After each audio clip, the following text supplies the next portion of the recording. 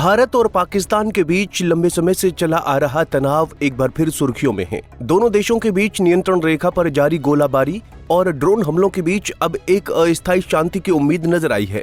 वहीं इस बीच पाकिस्तान की तरफ से एक बड़ा बयान सामने आया है, जहां पाकिस्तान के उप प्रधानमंत्री इशाक डार ने गुरुवार को संसद में दावा किया कि भारत और पाकिस्तान के बीच संघर्ष विराम अब 18 मई तक बढ़ा दिया गया है।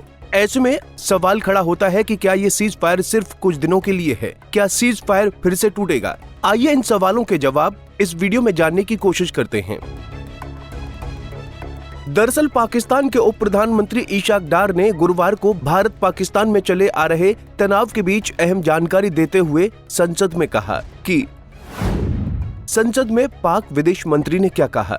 भारत ने पहले हमला किया और पाकिस्तान ने केवल जवाब दिया। उन्होंने ये भी दावा किया कि ये संघर्ष विराम अमेरिका की मध्यस्थता से हुआ है। हालांकि भारत की तरफ से अभी तक इस पर कोई आधिकारिक बयान नहीं आया है। वहीं भारत पहले ही ये साफ कर चुका है कि किसी भी द्विपक्षीय मुद्दे में वो किसी तीसरे देश की भूमिका स्वीकार नहीं करता है। वहीं अब अगर संघर्ष विराम की बात की जाए तो किन मायनों में संघर्ष विराम है अहम? ये संघर्ष विराम इसलिए भी अहम माना जा रहा है क्योंकि हाल ही में जम्मू कश्मीर के पहलगाम में हुए आतंकी हमलों के बाद भारत ने ऑपरेशन सिंदूर के तहत पाकिस्तान के आतंकी ठिकानों को निशाना बनाया था। भारतीय सेना ने LOC पार जाकर कई आतंकी ठिकानों को तबाह कर दिया था और साफ साफ ये संदेश दे दिया था कि भारत आतंकवाद को कतई बर्दाश्त नहीं करेगा। इसके बावजूद पाकिस्तान की तरफ से जवाबी हमलों की कोशिश की गई, लेकिन भारत के एयर डिफेंस सिस्टम ने कई ड्रोन हमलों को हवा में ही नष्ट कर दिया। इन घटनाओं के बाद सीमा पर हालात काफी तनावपूर्ण हो गए थे। ऐसे में ये संघर्ष विराम फिलहाल एक राहत की तरह देखा जा रहा है। हालांकि अब इस संघर्ष विराम की विश्वसनीयता पर सवाल उठ रहे हैं। पाकिस्तान के नेता जहां अमेरिका की मध्यस्थता का दावा कर रहे हैं, वहीं भारतीय सूत्रों का कहना है कि ये फैसला भारत और पाकिस्तान के DGMO यानी director general of military operations के स्तर पर हुई बातचीत का परिणाम है। ये एक महत्वपूर्ण बात है क्योंकि भारत किसी तीसरे देश को अपने आंतरिक या द्विपक्षीय मामलों में घुसपैठ करने की इजाजत नहीं देता है।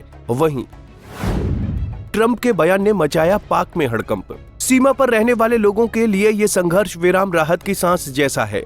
कई दिनों से गोलाबारी के साए में जी रहे गांव में अब कुछ शांति की उम्मीद जगी है। स्थानीय लोगों को डर था कि हालात और ज्यादा बिगड़ सकते हैं, लेकिन इस संघर्ष विराम से उन्हें थोड़ी सुरक्षा महसूस हो रही है। वहीं इस पूरे घटनाक्रम में ट्रंप का बयान भी चर्चा में रहा। उन्होंने साफ किया कि अमेरिका ने संघर्ष विराम नहीं कराया। ऐसे में पाकिस्तान का ये दावा कमजोर पड़ता नजर आ रहा है। भारत की रणनीति शुरू से ही स्पष्ट रही है कि वो अपनी संप्रभुता से कोई समझौता नहीं करेगा और आतंकवाद के खिलाफ हर जरूरी कदम उठाएगा। वहीं इस पूरी स्थिति में अंतर्राष्ट्रीय समुदाय की नजर भी भारत पाकिस्तान के बीच के हालात पर टिकी हुई है।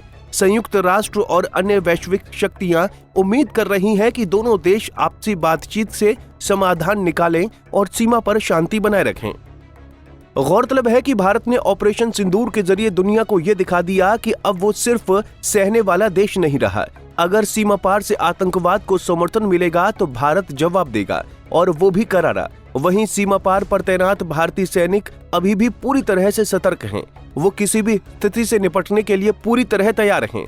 सेना का कहना है कि अगर संघर्ष विराम का उल्लंघन होता है तो उसका कड़ा जवाब दिया जाएगा।